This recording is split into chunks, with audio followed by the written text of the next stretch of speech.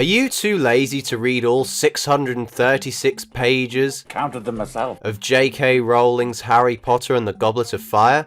Well, you'll be pleased to know I've gone and documented all the seriously big missing segments that weren't included in the film. There will be some criticisms here and there too, just so this video doesn't stray too far from my usual content, so make sure you've watched all my previous Harry Potter Did It Suck videos before continuing into this one. I will be making a review of the movie as well, so I do apologise if I repeat myself in either videos, and please correct any factual inaccuracies or mistakes I make in the comments section below. So without further ado, let's jump into this Goliath of a children's book and see if it was worth reading or not.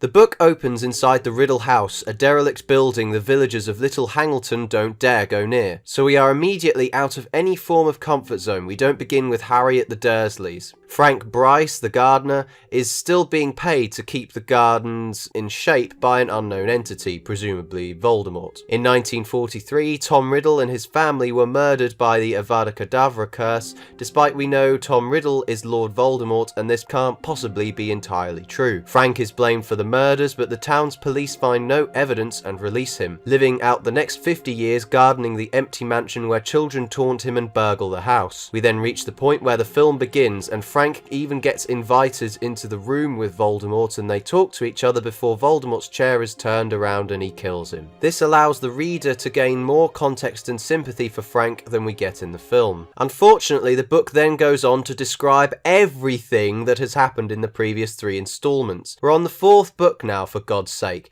How can you fail to read the previous books considering they're more than half the length of this one? This takes up basically a whole chapter and establishes nothing of particular relevance, aside from Sirius enjoying his freedom and Harry's scar hurting. Believe it or not, Harry is actually living at the Dursleys at this point in the book. Dudley's put on a lot of weight and has put on a diet that all the family members unhappily abide by. This is probably the beginning of Dudley's rebellion and shows why spoiling kids is generally regarded as a bad idea. The Dursleys receive a letter from Molly Weasley about the World Cup and Harry's staying at theirs for the rest of the summer, which pisses off Vernon for no other reason apart from the unnatural amount of stamps she puts on the letter, but Harry convinces Vernon that he should go anyway. When the day arrives for the Weasleys to collect Harry, Vernon gets dressed up in his best suit for some reason and the Weasleys all travel by Floo powder to the Dursleys, which ends up involving a hilarious sequence where Arthur, Ron, Fred and George all get stuck in the chimney. Arthur blasts the chimney and the living room gets covered in soot and debris, leaving the Dursleys completely speechless. Arthur tries to reassure them that everything's okay and has a very hilarious moment where he claims he has a collection of plugs and batteries, as if that's something to be proud of. Unfortunately, due to Dudley's diet, he eats one of Fred's tongue-extending toffees and the house becomes an uproar. Vernon throws several plates at Mr. Weasley, who tries to solve the situation calmly, and then we're at the Burrow. I can see why this little bit at the Dursleys was missed in the film, as it's very insignificant in the grand scheme of things, but at the same time there should have been some explanation in the film as to how Harry got to the Burrow in the first place. At the Burrow, we meet Bill for the first time, and Charlie's also there too. Ron gains an owl called Pigwidgeon, who is tiny and excitable due to Scabbers turning out to be Peter Pettigrew. Percy, who now works for the Ministry, is constantly sucking up to his boss, Barty Crouch Sr., who, like I predicted in my Chamber of Secrets review, sucks up to authority when possible. The Portkey chapter is basically where Harry is first seen in the movie. Apparating, disapparating, splinching, and the Portkey's functions are all explained, and the rest is basically the same. There's a lot of boring stuff happening on the campsite before the cut begins, just lots of conversations between recurring characters, and introduces the characters Barty Crouch and Ludo Bagman, who doesn't appear in the films as far as I'm aware. Our 3 friends are sent to get some water, but you'd think one of the elder wizards would just use aguamente to conjure up some water. The same bizarre logic can be applied to Arthur trying to light the fire with matches, when he could just use incendio. I know he loves being a muggle in a sense, and they're trying to behave as muggle-like as possible, but at the same time nobody is going to see the spells being cast inside the tent, and surely casting a spell is just far more convenient anyway. For some reason nobody knows about the Triwizard Tournament happening this year apart from the adults. I know Rowling must have pulled it out of thin air when she began writing this book, otherwise we would have known about it prior to this volume. Surely it's going to affect timetables and other extracurricular activities at school. Why weren't students notified? Arthur gets tickets to a high box where some other members of the Ministry sit. They meet Winky, a house elf under allegiance of Barty Crouch Sr., who tells them Dobby is not doing very well and getting a new job because he demands to be paid. In fact, none of the house elves get paid and voluntarily anoint themselves as slaves. Before the match begins, the teams show off their mascots. The Bulgarians send out hundreds of beautiful women named Velas that don't quite seem human onto the pitch, the men in the audience nearly taking nosedives to see them. Then some leprechauns appear with some shining shamrocks, representatives of the Irish team. The match is described as the usual bollocks with Quidditch, not very interesting because I don't really care who wins or loses. All we establish really in the grand scheme of things is that Crumb is pretty good at Quidditch. After Ludo Bagman announces the opening of the match as opposed to Fudge, shit gets out of hand as the mascots start fighting with each other on the ground whilst the Quidditch match itself gets more ferocious. Ireland win despite Crumb catching the snitch. This goes back to one of my points I made in the very first review regarding how the Seeker is to blame for the loss of the match if the opposing team is 160 points or more ahead. This match shows that the Bulgarians knew the other team were doing far better than they were, so Crumb caught the snitch to end it and admit defeat, which is quite interesting when I initially thought those who were throwing the quaffle around were wasting their bloody time. When Harry and Ron are awoken by Arthur later, the two see a Muggle family suspended in the air, thrown, spun and hung upside down by Death Eaters. Our protagonists then run to the forests where they find Winky again. The Ministry wizards then accuse our heroes of committing the crime, but they find Winky holding Harry's wand, which is against the wizard law of non-human wand use prohibition. The last spell used on Harry's wand was Mosmorda, and Winky is put on the spot, despite Harry, Ron and Hermione claim it was a deep human voice, not the squeaky voice of Winky. Winky is dismissed by Crouch, who is a total bastard. I hate him. He may oppose the dark arts, but he's so mean to Winky that I can't help but hate on him. They then return to the tent to sleep, where Arthur explains that the Dark Mark was cast into the sky whenever a Muggle or opposition of Voldemort was murdered. A really horrible tale that really could have benefited the film by including this little fact, giving this scary thing in the sky some more context. Percy's undying obedience to Crouch is seen when he doesn't care that Winky isn't paid. He believes Winky should be 100% obedient regardless just because of Crouch's position, and Hermione doesn't like that one bit. Harry and Ron receive their smart gowns for the ball in the Burrow, not at school, but sympathy lays burden more here than in the film, where it's just comedically delivered through everyone mocking him. On the day of departure, Mr. Weasley has a fiery Skype call with Daddy Diggory, introducing us to the partial Flu Network communication. In the book, Mrs. Weasley also feeds Diggers a piece of buttered toast through the fire. When they get into Hogwarts, Peeves drops some water bombs on them all, and Colin Creevey then shows up, announcing that his brother Dennis will be joining Hogwarts this year, as if we couldn't get enough of one Creevey. On the contrary of what I said in my Chamber of Secrets review, siblings aren't always in the same house, as we find out that Pavati's twin is in Ravenclaw. The Sorting Hat sings a new song to that of the first book with more detail about the houses, despite Slytherin is still undoubtedly the worst one and Gryffindor the best one in the undertones of the song. The feast begins and a massive fucking revelation comes out.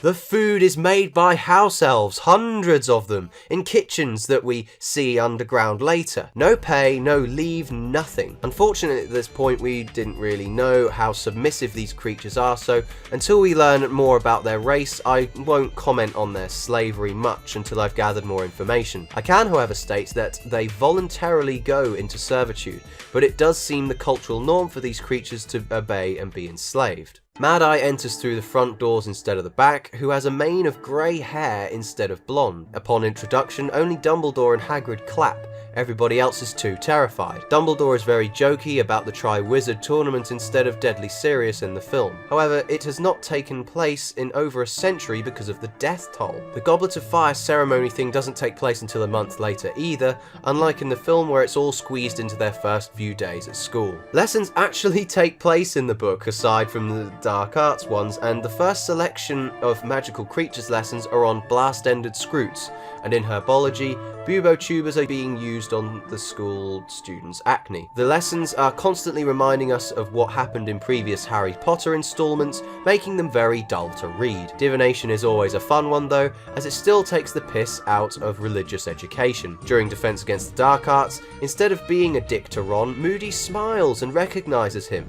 Imperius is used to control a spider to make it do cartwheels, establishing total control of all limbs instead of just flinging it around the classroom. After finding out the truth about who makes their dinner every day, Hermione decides to join Greenpeace and becomes a distributor of house elf welfare badges. She begins a society for the legal treatment of elves at the age of 15, acronymized as SPEW, and I can't help but wonder who is going to be taking her seriously. It certainly becomes apparent that Hermione's parents would never vote for the Conservative Party. Harry and Ron are nominated Secretary and Treasurer respectively, despite not even joining the society, and Hedwig returns with a letter from Sirius. He says he's returning north, and Harry thinks Sirius is going to get captured, so he storms off to bed, knowing Neville can't get any sleep either after his traumatic experience with the Cruciatus Curse in Defense Against the Dark Arts. Harry visits the Owlery, telling Sirius not to worry, and Moody places the Imperius Curse on the class members to see who could resist it, and guess who's the only one who can? Harry fucking Potter, that's who. Lessons are getting more stressful for the fourth years too. Surprise, surprise, the work has been getting harder since they left year one. Despite Hermione's running around the common room to get money for her cause, Fred and George testify that they have been in the kitchens and the house elves enjoy working there. Harry and Hedwig have more of a relationship in the book due to the descriptive nature of their encounters. Unfortunately, the film wouldn't be able to show this without extreme animal training or cringy CG animation, so this is something the book has advantage over. Harrius is told Sirius is back and hiding in the country, and the Beauxbatons arrive, ready to be greeted by all of the freezing students who wait outside the castle's entrance. The Beauxbatons, who consist of both boys and girls, go inside, where there's no cringy sighs or bluebirds flying around. Crumb and Karkaroff come out of a massive whirlpool instead of just popping out from the surface of the water. They too have women with them, and once again there is none of that unnecessary spectacle nonsense in the books, with them doing all that weird dancing either. As if I didn't have a problem with that parental consent bollocks in the last book, the stupid age line means that anybody born late in the year who is in their 6th year won't be able to compete. You heard me right. People who were born a few months late can't enter this once-in-a-lifetime tournament. This problem could have been avoided had the age restriction been for year 6s and above, or just 7th years. I also wish Dumbles had told everyone the way the goblet works a month in advance so the older students could have more time to think about it. Just as I said earlier that revealing it at the last minute was a really stupid and unfair idea. In the book there's actually a prize of 1,000 galleons for winning the tournament, and Fred and George laugh instead of fighting each other after attempting the aging potion. Dumbledore comes in and says loads of students have already tried it before them. The trio visit Hagrid and he's already dressed up for Maxine, only 10 times more disgusting compared to the film. Hermione tries to convince Hagrid to join SPEW, only to be rejected. Oddly enough, Hagrid has a backbone about that kind of thing, even though he's supposed to be the carer of magical creatures. The 4 champions meet, and Maxine and Karkaroff get really mouthy about injustice for Hogwarts having more than one champion. Bagman becomes an apparent character with purpose at this point, the only one that's remotely excited about there being 4 champions. Harry returns to the common room and all the Gryffindors go apeshit about his choosing in the tournament. He finds Ron, who just ignores him for a while instead of having cringy lines like this. Piss off.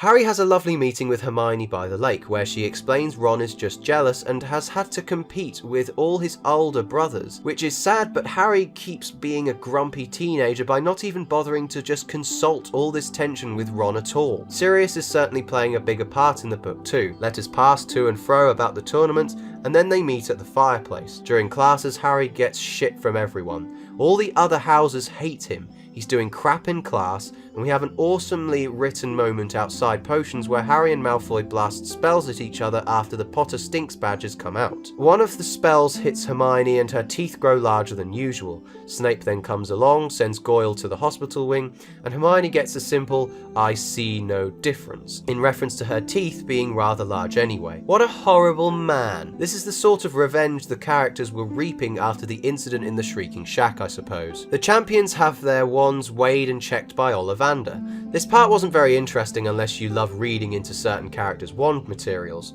which I for one am not. Rita's article gets published and Moody spots Harry's invisibility cloak with his magic eye. The bow battens are housed next to Hagrid's hut, and Hagrid takes Maxine to the dragon pit with him. The dragon cages bit is basically the same, with Charlie Weasley there to assist the dragons instead. I have no idea how the Ministry let the dragons be used for this task though, when you consider they outlawed them in 1709. I knew that little piece of information from the first book would come in handy at some point. Anyway, on his way back to the grounds, Harry runs straight into Karkaroff with the cloak on, who has also been sneaking around to find out what the first task is. Hermione and Harry research dragon weaknesses in the library, and after Harry tells Cedric about the dragons, Moody takes Harry to his office where he has several devices he calls dark detectors. A large sneaker scope, the shadowy mirror we see in the film, and a secrecy sensor, a device which doesn't stop vibrating because there are loads of kids lying to each other all around the school, or so Moody claims. Harry and Hermione practice Accio-ing stuff in preparation for the first task. There seems a lot more strategy behind the book version of the dragon fight, but ultimately ends up being quite anticlimactic. He simply baits the dragon into taking its eyes off the eggs, and then it's over. Harry grabs the egg quicker than everyone else. Rowling had been building up this horrible feeling that Harry was going to do really poorly against the most dangerous dragon in existence, and he takes care of the task no problem. There's none of that flashy stuff on Hogwarts roof, but in the book the golden egg is almost the dragon's eggs, and essentially the dragons are the mothers of said eggs, and are outraged that you've got to steal one of them. A nice little detail that would have added to the pissed offness of the dragon in the film. The 5 judges, Dumbledore, Bagman, Maxine, Crouch and Karkaroff rate the performances too, which makes sense considering if this wasn't in place, the champions could potentially be at a stalemate if each one of them won a task each. Harry then shows some amazing sass at the end of the chapter in regards to Rita Skeeter, who would later be a total bitch to him because of it, but we'll cover that when we get there. Lessons continue and Rita Skeeter arranges an interview with Hagrid. We then come to a great section inside the elf kitchen, where the trio meet Dobby in an assortment of clothes, Winky in uncleaned clothes and the other house elves in uniform. It turns out Winky and Dobby now work for Dumbledore, serving food and all the other stuff the house elves do. It's described that there are magical tables beneath the 4 tables of the Great Hall that food is laid on and sent up to the top deck. Despite Hermione's discretion, Dobby happily gets paid a fair amount, with a day off per month, despite being offered more by Dumbledore. Winky, however, doesn't get paid anything and cries over the shame of being kicked out of Crouch's home as house elf. It's becoming apparent that Hermione's attempts to help are futile, and it annoys me slightly that despite her meaning well, she won't respect the elves' choice to not get paid if that's what they want. Presumably Dobby is the only one who does get paid, but should an elf want to be paid, all they would need to do is to speak to Dumbledore. Again, there may be more information about this later on, but for now I'm firmly okay with the house elves being this way if it is 100% their choice. There's no dancing lessons in the book. McGonagall instead presses the matter of studying until the last few days of term, which fits her character a lot more appropriately. The Yule Ball is quite a sizable chapter, but a very intriguing one. Fleur's horrid, spoilt personality comes through, constantly complaining about the food of Hogwarts being bad for fitting into her dress. Hermione's teeth are resized from overly big to normal size,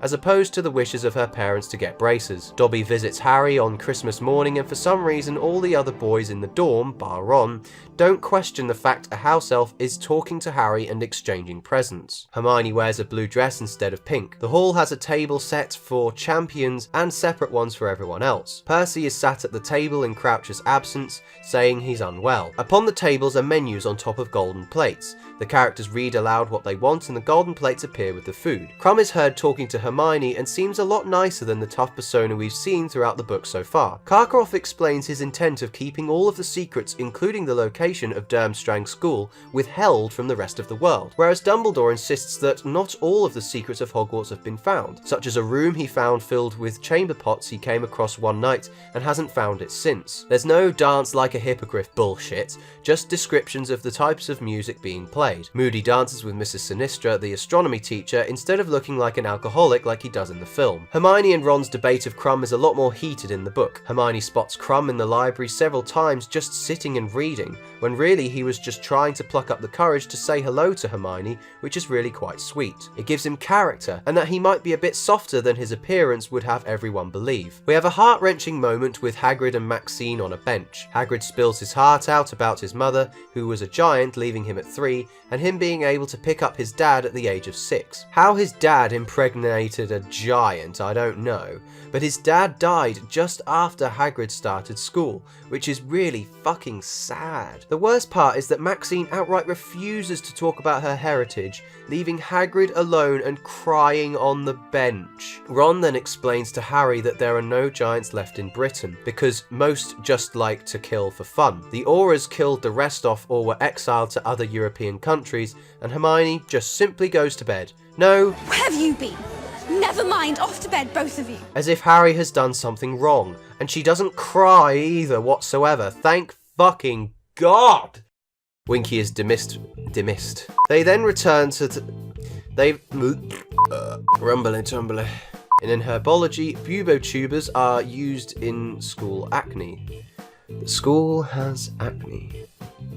Big spots on the walls. Despite Cram and Karkaroff come out of that out. Harry has a lovely meeting with Hermione, and Harry research dragon weaknesses.